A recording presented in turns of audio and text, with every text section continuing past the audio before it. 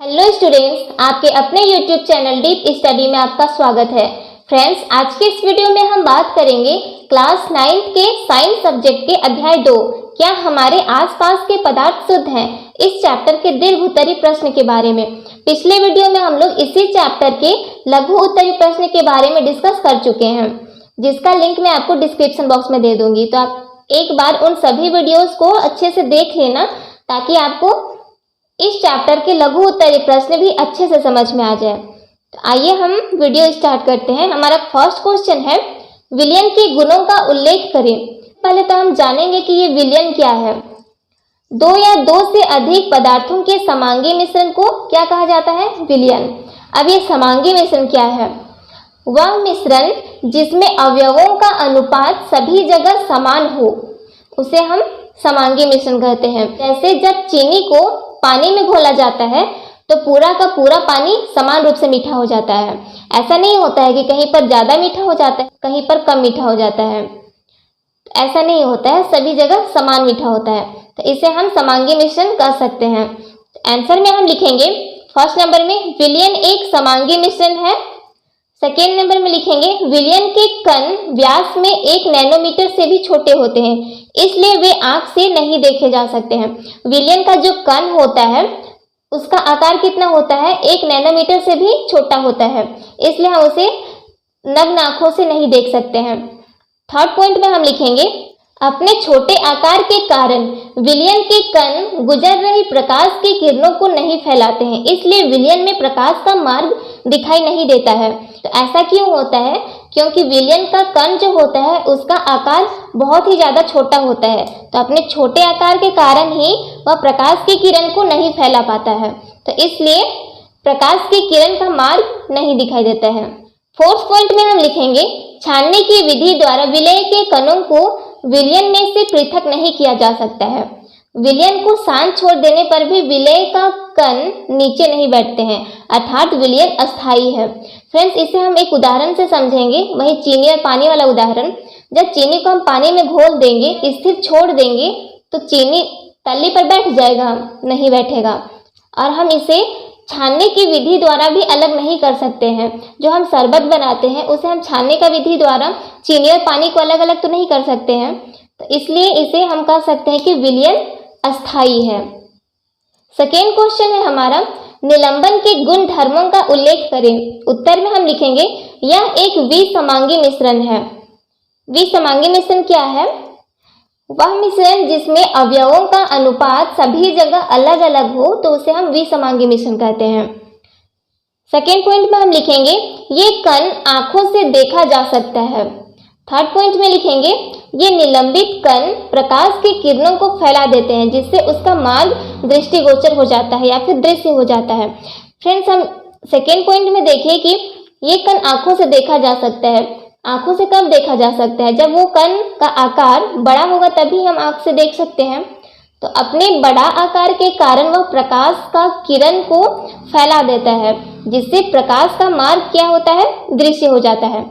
Fourth point में हम लिखेंगे जब इसे शांत छोड़ देते हैं तब ये कण नीचे की ओर बैठ जाते हैं, अर्थात निलंबन अस्थायी होते हैं। क्वेश्चन नंबर थर्ड है, कोलाइट के गुण धर्मों को लिखें। उत्तर में हम लिखेंगे यह एक विसमांगी मिश्रण है। हम लोग पहले ही विसमांगी मिश्रण क्या है इसको डिस्कस कर चुके हैं। सेकेंड पॉइंट पे हम लिखेंगे कोलाइट के कणों का आकार इतना छोटा होता है कि उसे आंखों से नहीं देखा जा सकता है। थर्ड पॉइंट में हम लिखेंगे कोलाइट के कणों का आकार इतना बड़ा होता है कि प्रकाश की किरण को फैलाते हैं तथा उसके मार्ग को दृश्य बनाते हैं। फ्रेंड्स, हम लोग इसमें देख रहे हैं कि कोलाइट का कण जो होता है वो इतना छोटा होता है कि हम उसे आंख से नहीं देख सकते हैं, लेकिन वो इतना बड़ा भी होता है कि वो प्रकाश का किरण को फैला देता है, जिससे हमें प्रकाश का मार्ग दृश्य हो जाता है। हम लोग क्या देखें, विलयन में प्रकाश का मार्ग दृश्य नहीं होता है क्योंकि उसका कण का आकार बहुत ही ज़्यादा छोटा होता है। फिर कोलाइट का कण का आकार हम देख रहे हैं वो इतना बड़ा होता है कि प्रकाश का किरण को दृश्य बना सके, लेकिन हम उसे आंख से नहीं देख सकते हैं। और निलंबन का कण का आकार कितना होता है? कह सकते हैं कि निलंबन के कण का आकार इतना बड़ा होता है कि हम उसे आंख से भी देख सकते हैं और प्रकाश की किरण को वो फैला भी देता है, जिससे प्रकाश का मार्ग दृश्य होता है। तो इस तरह से हम कंपेयर करके विलयन, कोलाइड और निलंबन को अच्छे से समझ सकते हैं।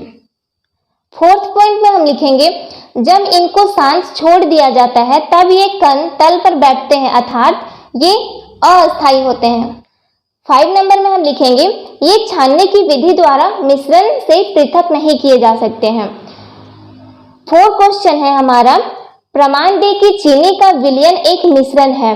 उत्तर में हम लिखेंगे चीनी का विलयन एक मिश्रण है क्योंकि चीनी के विलयन को आसवन विधि द्वारा चीनी तथा पानी में अलग किया जा सकता है। सेकेंड पॉइंट में हम लिखेंगे चीनी के विलयन में चीनी तथा पानी के गुण विद्यमान रहते हैं। थर्ड पॉइंट में हम लिखेंगे इसका अनुपात बदलता रहता है।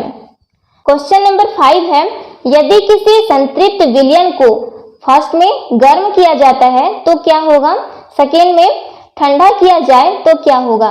उत्तर में हम लिखेंगे पहले तो हम ये समझते हैं कि संतृप्त विलयन क्या है।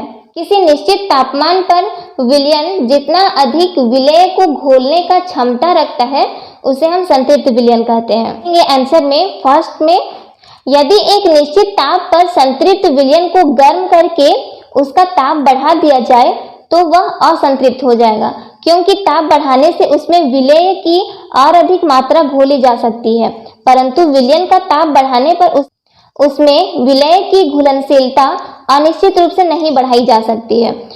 फ्रेंड्स, हम लोग वही चीनी और पानी वाला उदाहरण देखेंगे। जब चीनी और पानी को घोला जाता है तो एक समय ऐसा आता है कि उसमें और अधिक चीनी नहीं घुलता है, लेकिन यदि हम उसे गर्म कर दें तो वो चीनी घुल जाता है, लेकिन उसमें बहुत अधिक चीनी को हम फिर भी नहीं घोल सकते हैं। तो यही हो गया हमारा फर्स्ट क्वेश्चन का आंसर।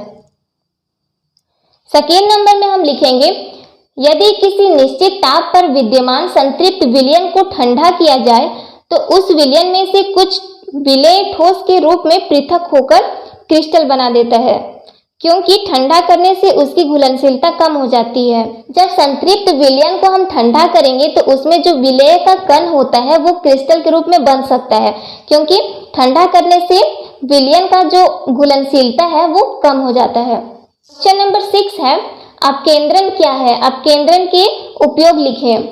आंसर में हम लिखेंगे जब किसी पदार्थ को तेजी से घुमाया जाता है तब भारी कण नीचे बैठ जाते हैं, हल्के कण ऊपर आ जाते हैं। अपकेंद्रण की क्रिया अपकेंद्रीय मशीन द्वारा की जाती है। दूध से क्रीम को अपकेंद्रण विधि द्वारा अलग किया जाता है। अपकेंद्रण का अनुप्रयोग हम देखेंगे फर्स्ट में दही से मक्खन निकालने में, सेकेंड पॉइंट में हम लिखेंगे दूध से क्रीम निकालने की प्रक्रिया में, थर्ड में हम लिखेंगे जांच प्रयोगशाला में रक्त और पेशाब के जांच में, फोर्थ नंबर में हम लिखेंगे कपड़ा धोने की मशीन में गीले कपड़े को निचोड़ने में अपकेंद्रण विधि का प्रयोग किया जाता है। हमारा नेक्स्ट क्वेश्चन है मिश्रण एवं यौगिक में अंतर स्पष्ट करें। उत्तर में हम लिखेंगे एक साइड यौगिक लिखेंगे और दूसरा साइड मिश्रण लिखेंगे। यौगिक के साइड में फर्स्ट नंबर में हम लिखेंगे यौगिक 2 या 2 से अधिक पदार्थों के निश्चित अनुपात से मिलकर बने होते हैं, और मिश्रण साइड में फर्स्ट नंबर में हम लिखेंगे मिश्रण 2 या 2 से अधिक पदार्थों के अनिश्चित अनुपात से मिलकर बने होते हैं। यौगिक में क्या होता है, पदार्थ निश्चित अनुपात में मिलाया जाता है, और मिश्रण में क्या होता है, पदार्थ अनिश्चित अनुपात में मिलाया जाता है। सेकेंड नंबर में हम लिखेंगे यह सदैव समांगी प्रकृति का होता है।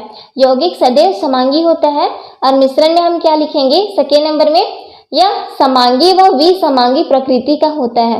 दैट मीन्स मिश्रण समांगी भी हो सकता है या फिर विसमांगी भी हो सकता है। एक साइड में थर्ड नंबर में हम लिखेंगे यौगिक के निर्माण में ऊष्मा परिवर्तन होता है, और मिश्रण के साइड में थर्ड नंबर में हम लिखेंगे मिश्रण के निर्माण में ऊष्मा परिवर्तन आवश्यक नहीं है। फोर्थ नंबर में लिखेंगे यौगिक का एक निश्चित सूत्र होता है, और मिश्रण के साइड में फोर्थ नंबर में हम लिखेंगे मिश्रण का कोई निश्चित सूत्र नहीं होता है। यौगिक के साइड में 5 नंबर में लिखेंगे यौगिक का द्रवणांक एवं क्वथनांक निश्चित होता है, और मिश्रण का द्रवणांक एवं क्वथनांक निश्चित नहीं होता है।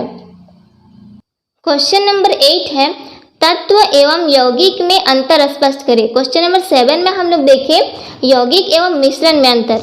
अब हम यहाँ देखेंगे तत्व और यौगिक में अंतर। उत्तर में एक साइड में तत्व लिखेंगे और दूसरा साइड में यौगिक लिखेंगे। तत्व के साइड में फर्स्ट नंबर में हम लिखेंगे तत्व एक ही प्रकार के परमाणुओं से बने होते हैं। यौगिक में लिखेंगे यौगिक विभिन्न तत्वों के परमाणुओं से बने होते हैं। सेकेंड नंबर में लिखेंगे तत्व को विभाजित कर कोई नया तत्व प्राप्त नहीं किया जा सकता है। यौगिक को विभाजित कर विभिन्न तत्व प्राप्त किया जा सकता है। थर्ड नंबर में लिखेंगे तत्व के सूक्ष्मतम कण उनके परमाणु होते हैं।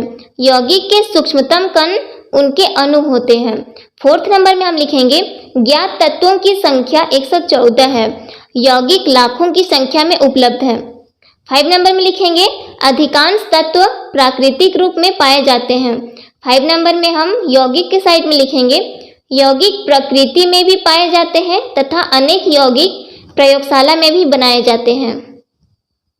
क्वेश्चन नंबर 9 है विलयन, निलंबन और कोलाइड एक दूसरे से किस प्रकार भिन्न है। उत्तर में हम लिखेंगे एक साइड में वास्तविक विलयन, बीच में कोलाइड और साइड में निलंबन लिखेंगे। वास्तविक विलयन के साइड में फर्स्ट नंबर में हम लिखेंगे यह एक समांगी मिश्रण है। कोलाइड एक विसमांगी मिश्रण है, निलंबन एक विसमांगी मिश्रण है।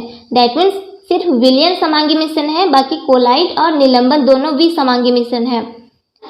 सेकेंड पॉइंट में हम लिखेंगे वास्तविक विलयन के कण का आकार 10⁻⁹ मीटर से कम होता है। क्वेश्चन नंबर 1 में भी हम लोग इसको डिस्कस किए थे कि इसके कण का आकार 1 नैनोमीटर से भी कम होता है, इसलिए हम इसे आँख से नहीं देख सकते हैं। कोलाइड में हम लिखेंगे कोलाइड अणु का आकार 10⁻⁶ से 10⁻⁹ मीटर के बीच होता है। दैट मीन्स वह इतना छोटा होता है कि हम उसे आँख से नहीं देख सकते हैं, लेकिन वह इतना बड़ा भी होता है कि प्रकाश के किरण को फैला सके। में निलंबन के साइड में हम लिखेंगे निलंबन के अणु का आकार 10⁻⁶ मीटर से अधिक होता है। दैट मीन्स हम निलंबन को अपने आँख से भी देख सकते हैं और यह प्रकाश के किरण को फैलाने में सक्षम होता है। थर्ड पॉइंट पर हम लिखेंगे विलयन के कण अति सूक्ष्म होने के कारण प्रकाश के किरण को फैलाते नहीं है। थर्ड पॉइंट में हम लिखेंगे कोलाइड प्रकाश के किरण को फैलाते हैं, जिससे प्रकाश का मार्ग दृश्य होता है। थर्ड पॉइंट में हम लिखेंगे निलंबन के कण प्रकाश की किरण को फैला देते हैं, जिससे प्रकाश का मार्ग दृश्य होता है। फोर्थ पॉइंट में लिखेंगे वास्तविक विलयन को छानकर संघटकों को पृथक नहीं किया जा सकता है। स्लाइड में फोर्थ पॉइंट पर हम लिखेंगे अपकेंद्रीकरण द्वारा संघटकों को पृथक किया जा सकता है। निलंबन के साइड में फोर्थ पॉइंट में हम लिखेंगे छानकर संघटकों को पृथक किया जा सकता है। 5 नंबर में हम लिखेंगे वास्तविक विलयन का उदाहरण चीनी का घोल। 5 पॉइंट में कोलाइड के साइड में हम लिखेंगे कोलाइड का उदाहरण दुग्ध और निलंबन का उदाहरण है चिमनी से निकला हुआ धुआं। तो फ्रेंड्स, उम्मीद है आपको ये वीडियो पसंद भी आया होगा और अच्छे से समझ में भी आ गया होगा। तो प्लीज़ आप चैनल को सब्सक्राइब कीजिए और वीडियो को लाइक कीजिए। Thank you.